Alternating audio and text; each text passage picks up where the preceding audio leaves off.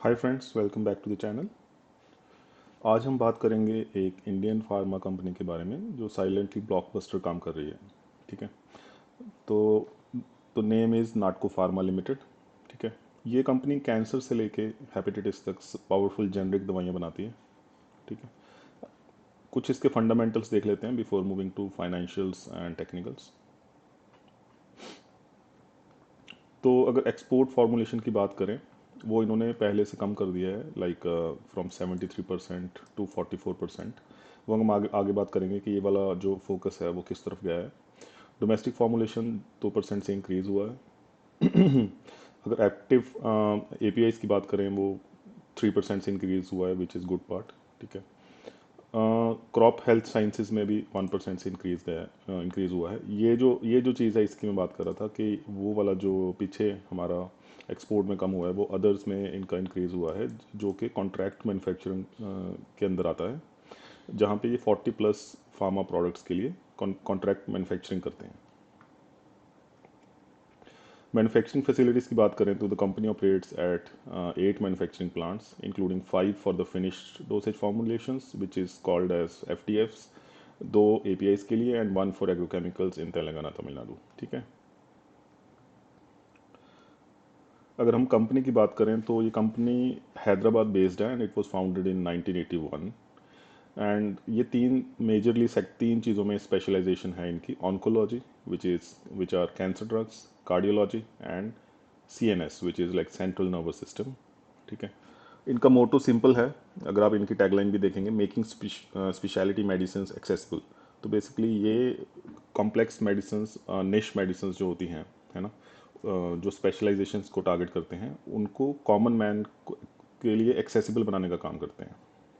तो विच is a very good business model. और ये इनकी एक्सपर्टीज भी कॉम्प्लेक्स जेनरिक्स और लिमिटेड कंपटीशन ड्रग्स के अंदर ही है, जो जो इसको स्पेशल बनाती है। अब इसके बारे में कुछ फन फैक्ट्स जान लेते हैं, लाइक जो फंडामेंटली बहुत ज़रूरी होते हैं। ये वैसे हम इन चीज़ों को इग्नोर कर देते हैं, बट ये चीज़ें कंपनी की जो होती है ना, जैसे कोई कंपनी कोई भी चीज़ बनाती है, कोई मेडिसिन बनाती है या फिर कोई एफएमसीजी प्रोडक्ट बनाती है या इलेक्ट्रॉनिक्स प्रोडक्ट बनाती है, बट उसके अंदर कई बार क्या होता है कि उसके कुछ माइलस्टोन्स होते हैं, है ना। उन माइलस्टोन से पता चलता है कि कंपनी अपने उस एरिया में कितनी ज़्यादा बेहतर है, मतलब कितनी कितनी ज़्यादा निश क्वालिटी का काम करती है। तो अगर हम इसका पहला फन फैक्ट देखें तो इसने सोवलेडी जेनरिक बनाया था, and it is the first company to launch the generic Sovaldi for hepatitis C in India, है ना। It's a huge milestone. Original brand जो था वो था Gilead, and it was super expensive. तो इन्होंने उस सुपर एक्सपेंसिव मेडिसिन जो कि हेपेटाइटिस सी के लिए थी, उसको जेनरिक में लॉन्च किया था इंडिया के अंदर, जिससे काफ़ी लोगों को हेल्प हुई थी। और जैसे कि पहले हमने डिस्कस किया कि टैगलाइन ही है कि जो स्पेशलाइज्ड मेडिसिन है उनको जेनरिक बनाने के लिए ये काम करते हैं, ताकि आम लोग उसको अफोर्ड कर सकें। ठीक है। सेकंड फन फैक्ट जो है इसका, इन 2021 नाटको लॉन्च्ड रिविलमेट्स जेनरिक वर्जन। ठीक है। ये ब्लड कैंसर के अंदर यूज़ होती है और ग्लोबल मार्केट साइज इसका 1 बिलियन+ है। ठीक है। तो जब जैसे ही ये यूएस के अंदर लॉन्च हुई तो इसका रेवेन्यू बहुत ज़्यादा बूस्ट कर गया था।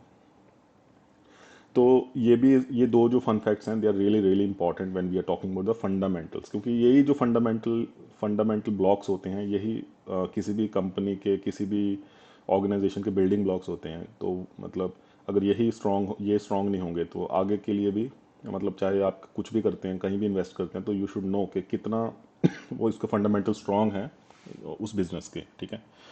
तो जो फाउंडर हैं इनके, वो है वीसी नाना पेनानी, एक्स यूएस साइंटिस्ट हैं। He started in 1981 this company with just 33 lakh rupees. ठीक है। आज की डेट में इस कंपनी की वैल्यूएशन थाउजेंड्स ऑफ करोड़ में है। ठीक है। कुछ अगर रिस्क की बात करें फंडामेंटल्स में, तो पेटेंट लिटिगेशन रहता है यूएस मार्केट में, जो आपको पता ही है। मतलब हर फार्मा कंपनी के अंदर पॉजिटिव नेगेटिव न्यूज़ फ्लो होती ही रहती है। किसी मेडिसिन को कई बार कुछ डिलेस का सामना करना पड़ता है, या फिर, है ना, किसी कोई मेडिसिन का अप्रूवल में टाइम लग जाता है and all that stuff. But having said that, वो सारी चीज़ों के बावजूद ये कंपनी काफ़ी अच्छी है और काफ़ी सही वैल्यूएशंस पे ट्रेड कर रही है।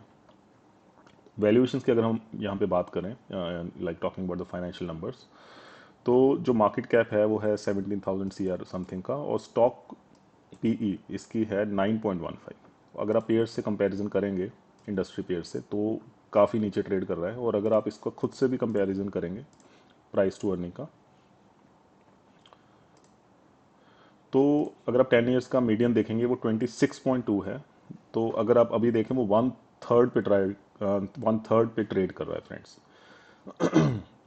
इट्स अ ह्यूज अपॉर्चुनिटी अगर हम इस कंपनी के अंदर बात करें, क्योंकि इतने नीचे वैल्यूएशंस पे ट्रेड करना, वो ड्यू टू ऑन गोइंग है ना मार्केट नेगेटिव सेंटीमेंट, तो एक अपने आप में बहुत अच्छी अपॉर्चुनिटी बन जाती है। अगर हम प्लेज की बात करें, कोई भी शेयर प्लेज नहीं है प्रमोटर्स का, और 49.6 प्रमोटर्स होल्ड करते हैं। इंट्रिंसिक वैल्यू की भी बात करें, वो भी करंट प्राइस से ऊपर चल रही है। अगर आप यहाँ पे देखें अराउंड 50% के अराउंड, देखो ये अपने आप में दिखा रहा है कि कंपनी कितनी ज़्यादा चीप हो चुकी है किसी रीज़न की वजह से।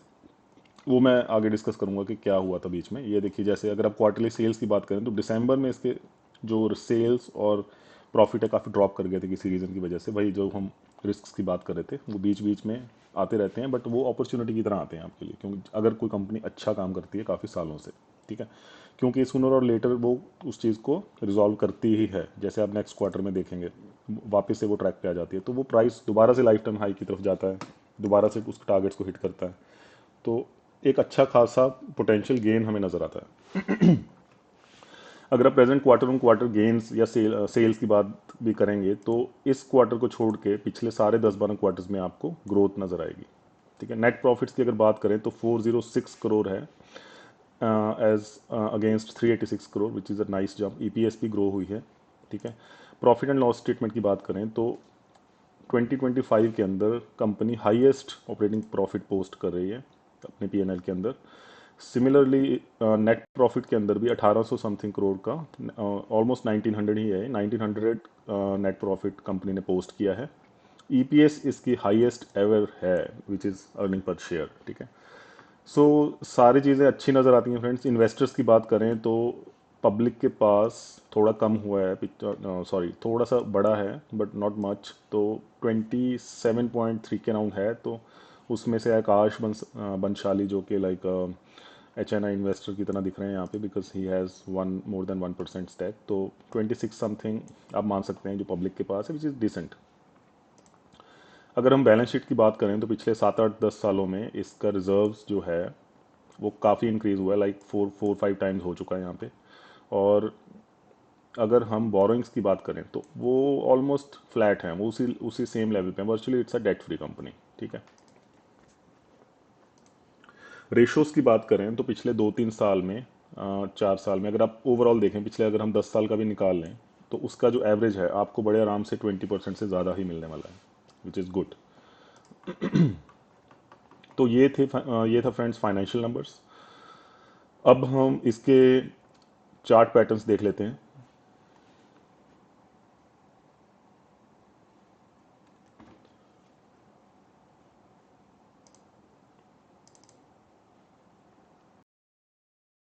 सो फ्रेंड्स, नाटको फार्मा में आज हम टारगेट्स या फिर प्राइस एक्शन कैसा बन रहा है फॉर द फ्यूचर, उससे पहले हम एक फेल्ड ब्रेकआउट की बात करेंगे, जो कि हम पिछले वीडियोस में भी डिस्कस करते हैं कि why it is important to see the numbers when you are checking out the breakout. तो उस ब्रेकआउट पे आपको ट्रेड करना है या नहीं करना है, उसकी प्रोबेबिलिटी हम डिसाइड करते हैं अपने फाइनेंशियल नंबर से। तो अगर आप यहाँ पे देखोगे 2017 के बाद ये 21 में ब्रेकआउट आया है, जो 4-5 साल का डिफरेंस है। इट्स अ गुड, मतलब एक राउंडिंग बॉटम जो यहाँ पे बना है, ये ठीक ठाक टाइम फ्रेम है, ये इतना छोटा नहीं है, ठीक है। बट उसके बावजूद भी ये फेल हुआ है, ठीक है। तो लेट्स सी द नंबर्स। 2017 और 18 के स्टार्टिंग के हम नंबर्स देख सकते हैं। लाइक अगर 17 और 18 की बात करें तो अगर दोनों का हम एवरेज या मिड में कहीं पे आए तो 800 करोड़ लगा सकते हैं, 700-800 करोड़ के बीच में, 750 के अराउंड। नेट प्रॉफिट की अगर हम बात करें यहाँ पे तो वही 550-600 करोड़ की एवरेज निकल के आएगी दोनों की, ठीक है। 21 में हमने ब्रेकआउट देखा है, तो 21 में अगर आप देखोगे what you are saying is कि ये जो आपका ऑपरेटिंग प्रॉफिट है ये 2017-18 दोनों से ही कम है, ठीक है। ये देखो यहाँ पे आप ब्रेकआउट देख रहे हो, लेकिन अगर आपने ब्रेकआउट देखा, मतलब कहने का मतलब ये है जैसे ही ब्रेकआउट देखोगे, instead of just taking a trade, हमें फाइनेंशियल नंबर्स की बैकिंग देखना बहुत ज़्यादा ज़रूरी है। एक और चीज़, कई बार क्या होता है कि अगर इसका नंबर कम आया है, हम उस एक और बेसिस पे भी ले सकते हैं कि ये बीच का भी जो है ये भी ऐड ऑन हुआ है, तो मतलब कंपनी की वैल्यूएशन इंक्रीज तो हुई है क्योंकि अकाउंट में पैसे आए हैं, ठीक है। बट वो करंटली जो ब्रेकआउट दे रहा है, मतलब कि उसका जो ऑपरेटिंग प्रॉफिट है या नेट प्रॉफिट है उसमें सिग्निफिकेंट अगर प्रॉफिट की ग्रोथ नहीं है, तो हम उसको अवॉइड करेंगे फिर भी। क्योंकि इस अगर हम आप इसका देख के और नेक्स्ट का अगर आप सोच के ले रहे हो तो आपको स्टॉप लॉस के साथ ट्रेड करना होगा फिर, क्योंकि यू डोंट नो कि आगे क्या होने वाला है। अगर 4-5 साल बाद ही उसका ऑपरेटिंग प्रॉफिट, ठीक है, उससे नीचे आ रहा है तो कुछ ना कुछ प्रॉब्लम हो सकती है, क्योंकि पिछले साल में भी अगर आप चेक करोगे तो उससे कम ही था और वही हुआ आगे देखो, अगले साल भी कम हुआ, तो इसी वजह से 2-3 साल ये नीचे चला गया, ठीक है। तो बेस्ट यही है कि उस साल अगर आप इवन आप सेल्स भी अगर चेक करोगे तो सेल्स भी जो हैं वो कोई खास नहीं बढ़ी आपकी, वहीं पे सेल्स घूम रही हैं, ठीक है। वही अगर हम आज की बात करें, ठीक है। चलो उससे पहले एक और चीज़ करते हैं। मान लो आपने ट्रेड यहाँ पे ले लिया, ठीक है, आपको नहीं रोका गया आपसे, आपने ले लिया, आपने यहाँ पे ले लिया मान लो, तो आपको इस कैंडल का ये जो मंथली कैंडल है उसके पीछे वाली कैंडल लगा लो आप, ठीक है। उसका जो नीचे का जो लो है यहाँ पे आपको एनी हाउ निकल जाना है, ये जो है ना, आपको ये वाला, ये आपको इतना बेयर करना पड़ेगा, 20% का जो स्टॉप लॉस है, ठीक है। या पुल बैक पे ले रहे हो यहाँ पे तो वो थोड़ा और कम हो जाएगा, वो 13% हो जाएगा, बट ये निकलना ही पड़ेगा क्योंकि नंबर्स बैक नहीं कर रहे हैं उस चीज़ को, ठीक है। अब बात कर लेते हैं हम करंट की, ठीक है। करंट में क्या हो रहा है, तो करंट में ये जो फेल्ड ब्रेकआउट है हम प्लॉट वैसे ही करेंगे, इसको हम चेंज नहीं करेंगे, ठीक है। तो अगर अब हम कंपेयर करें 17 से, 21 से और 24 को, मतलब इन पिछले तीनों लेवल से अगर हम कंपेयर करें, तब आप देखिए कितना बहुत डिफरेंस दिखेगा आपको यहाँ पे, ठीक है। 24, राइट, ठीक है। तो अगर आप प्रॉफिट एंड लॉस में 24 की सेल्स देखेंगे वो है 4000 करोड़। 17 और 18 में कितनी है, 2000 समथिंग, ठीक है। ऑपरेटिंग प्रॉफिट अब कितना है, 600, 700, 900, यहाँ कितना आ रहा है, अराउंड 1800, और प्रेजेंट में कितना है, 2200 करोड़। तो यहाँ से मतलब कि अब आप इस चीज़ को इस तरह से देखो, आपको प्राइस ट्रेड कर रहा है, ठीक है। मान लो आपका 1000 पे प्राइस ट्रेड कर रहा है, 5 साल पहले भी 1000 पे कर रहा था, अभी 5 साल आगे आ गए हैं, अभी भी वो 1000 के नीचे ट्रेड किया जा रहा है। यहाँ पे अगर हम बात करें, इसको भूल जाते हैं, अभी यहाँ पे 24 में भी, ठीक है, 1000 पे कर रहा है, लेकिन आपका जो ये वाला पॉइंट है, इन दोनों से आप डबल ट्रिपल प्रॉफिट्स आप पोस्ट कर रहे हो और सेल्स भी आपके बढ़ चुके हैं, है ना। और एक बड़ा सा आपका कंसोलिडेशन भी हो चुका है, अगर आप मल्टी ईयर करें तो वहाँ से जो ब्रेकआउट कैंडल भी आ गई है यहाँ पे, है ना। तो ये सारी चीज़ें जब मैच करती हैं ना, तब आपकी प्रोबेबिलिटी बढ़ती है ट्रेड की। फिर आप बोल सकते हो कि मुझे स्टॉप लॉस लगाने की जरूरत नहीं है, I will trade with the confidence and conviction, क्योंकि फंडामेंटल्स, फाइनेंशियल्स और टेक्निकल्स तीनों का बहुत अच्छा यहाँ पे कॉम्बिनेशन आपको ग्रीन सिग्नल दे रहा है। एक और चीज़ है, जब हम स्टॉप लॉस नहीं लगाते उसका मतलब ये होता है कि हम कन्विक्शन तो है, but obviously everyone can not be right all the time, जैसे येस बैंक में भी हुआ ही है हमारे साथ पास्ट में, अभी रिसेंट एग्जांपल अगर हम देखें, उससे पहले दीवान हाउसिंग कॉम्प्लेक्स वगैरह काफ़ी ऐसी चीज़ें हैं। बट लेकिन उस केस में क्या है कि हमारा जो रिस्क मैनेजमेंट है ना, वो पोर्टफोलियो मैनेजमेंट से निकल के आता है। We are not like investing everything in one stock, ठीक है। किसी भी हालत में कितने भी आप कॉन्फिडेंट हो, आपका 3% से 5% से ज़्यादा उसके अंदर इन्वेस्टमेंट नहीं होना चाहिए। सो दैट अगर वो पूरा भी वाइप आउट हो जाए, वैसे तो वो जीरो नहीं होगा, हम 50-60% अगर ये नीचे आ गया, फॉर एग्जाम्पल अगर यहाँ तक भी आ गया ये, ठीक है, यहाँ पे, तो यहाँ पे आप एग्जिट कर ही जाओगे, क्योंकि ये बहुत गंदा हो गया है। इसका मतलब अगर आप ये वाले, ये जो लोएस्ट लोअर लेवल है ये भी तोड़ दिया आपने, तो आप मतलब 50% लॉस ले रहे हो, ठीक है। बट अगर आप 50% यहाँ पे ले रहे हो, बट एक्चुअल में आपके पूरे कैपिटल का 1.5 से 2% ही जाएगा। वो बाकी स्टॉक्स चल रहे होंगे, अब ऐसा तो आप सारे स्टॉक्स आपने अच्छे से चूज किए हैं तो बाकी उसको कॉम्पनसेट इजीली कर देते हैं, तो मनी ऐसे रोटेट करती है आपकी। वो 5-6 साल में एक आधा केस होता है, बेस्ड ऑन माई एक्सपीरियंस, अभी तक सिर्फ येस बैंक हुआ है पिछले 10 साल में, टचवुड। तो I been lucky I would say, but हाँ, this is how I trade in the market. ये कोई रिकमेंडेशन या फिर वो नहीं है, this is just to show you guys के मतलब एनालिसिस कैसे किया जाता है और टेक्निकल्स का कहाँ भी इंपॉर्टेंस बढ़ती है। सेम चार्ट आपको सेल सिग्नल भी दे रहा होगा, कई बार सेम चार्ट आपको बाइंग सिग्नल भी दे रहा होगा, तो इसीलिए आपको फाइनेंशियल्स और फंडामेंटल्स और ग्रोथ स्टोरी थोड़ी थोड़ी उसके साथ लिंक करनी होती है। तो अगर हम यहाँ पे इस चार्ट के हिसाब से टारगेट्स निकालेंगे, ठीक है, तो you can easy, I mean simply यहाँ पे बहुत क्लियरली दिख रहा है हमें कि एक ब्रेकआउट हो रहा है और उसकी डेप्थ को हम ऊपर लगा देंगे, ये हमारा हो जाएगा टारगेट, ठीक है। और करंट प्राइस से अगर हम देखें तो ये निकल के आएगा 68.9%। हिसाब से इसका टारगेट थोड़ा और ऊपर जा सकता है। उसका रीज़न ये है कि अगर एक तो उसके जो प्रॉफिट्स हैं वो काफ़ी ज़्यादा बढ़ गए हैं, यहाँ से वो डबल से हो गए हैं और आगे भी आने का इसका बेटर ही लग रहा है। ठीक है, क्योंकि ये क्वार्टर ऑन क्वार्टर जो है अच्छा इंप्रूव कर रहा है। तो यहाँ पे जो 2196 है वो आराम से 2500 की तरफ जा सकता है। तो इस एटलीस्ट ये डबल तो हो ही जाना चाहिए इस प्राइस से। दूसरा, अगर मैं इस लेवल से देखूं, अगर मैं उसको भूल जाऊं अपने पुराने वाले रेंज को, मैं अगर इसको इंपॉर्टेंस नहीं भी दूं 17-18 को, अगर मैं इसके अकॉर्डिंग अगर चार्ट देखूं तो मेरे को कप विद हैंडल बनता हुआ दिखेगा यहाँ पे। ठीक है, ये वो नहीं है कि हम अपने फ़ायदे के लिए टेक्निकल चार्ट को हमने, this is coming from the experience I would say. I don't know how to explain this. Okay, let me try. इसमें एक और लॉजिक होता है टेक्निकल्स में। एक होता है कि आप प्रीवियस हाई को देखते हो, वो सबसे ज़्यादा आपके लिए इंपॉर्टेंट हो जाता है ना। आपने देखा होगा जैसे डेली टाइम फ्रेम पे हम ट्रेड्स लेते हैं, स्विंग ट्रेड्स में कई बार हम देखते हैं कि जो प्रीवियस हाई है उस, जब वो ब्रेक करेगा तब हम एंटर करते हैं, या फिर अगर वो उसी को हम रेजिस्टेंस मानते हैं स्ट्रॉन्ग। तो एक तो वो लॉजिक हो गया यहाँ पे। दूसरा यहाँ पे क्या है,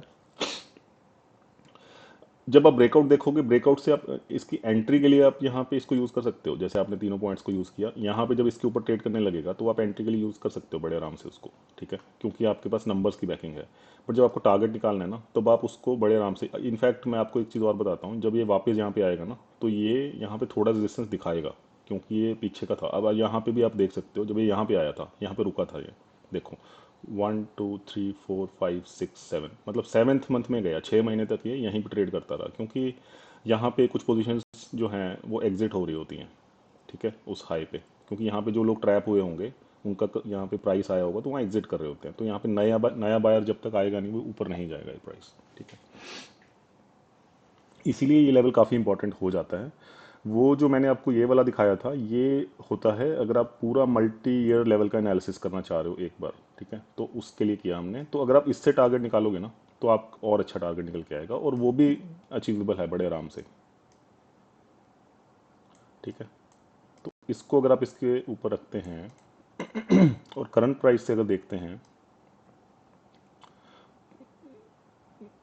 वो देखिए वो निकल के आ रहा है 94.8, ऑलमोस्ट 95। तो मतलब मेरे हिसाब से तो ये 100% ही हो जाएगा। मतलब टेक्निकल तो एक हल्की सी आपको प्रॉबिलिटी देता है, कन्वेंशनल टारगेट्स जो होते हैं। बट अगर आप फाइनेंशियल नंबर्स के हिसाब से अगर देखें, ठीक है, और एक दो क्वार्टर्स भी और थोड़े से ठीक आ गए इसके, तो ये बड़े आराम से 100% से भी ज़्यादा हो सकता है। बट प्रेजेंट सिनेरियो के हिसाब से बड़े आराम से 100% आपको दे सकता है। अदरवाइज ये आप टेक्निकल टारगेट्स पे बड़े आराम से यहाँ पे निकल सकते हैं 95% पे। सो बाकी सब हम रिमूव कर देते हैं just to have the clarity. I hope आपको कुछ ना कुछ समझ आया होगा। थोड़ा सा कॉम्प्लेक्स हो जाता है कई बार, क्योंकि काफ़ी सारी स्टोरीज आपस में इंटरसेक्ट करती होती हैं। बट जैसे जैसे आप स्टॉक्स के चार्ट्स देखते जाओगे, जिस तरह से करते जाओगे, आफ्टर 2-3 years में भी, आफ्टर वॉचिंग 500-600 चार्ट्स, तो एक आइडिया मिल जाता है कि किस तरह से मार्केट काम करती है। All right. तो फ्रेंड्स, ये है अपना चार्ट, ये था अपना। ओके फ्रेंड्स, तो ये है फाइनल चार्ट। तो यहाँ पे इन टू समराइज दिस, तो ये इसका यहाँ से ब्रेकआउट हुआ, उसके बाद करंट मार्केट सेंटीमेंट की वजह से वापस आया, अब ये वापस से ब्रेकआउट की तरफ जा रहा है। तो हम इसको प्रीएम्प्ट कर रहे हैं, वी विल नॉट वेट कि ये पहले ब्रेकआउट हो हम फिर एंटर करें। We can enter here and we can wait for the target which is 95% approximately on the technical charts, and this is how we can trade these kind of pharma stocks. ठीक है, and just a disclaimer, this is not a buying or sell recommendation, this is just for a educational purpose. Please consult your financial advisor before making any financial decisions. So that was it about Natco Pharma, friends. I'll see you in the next one. Till then, take care. Bye bye.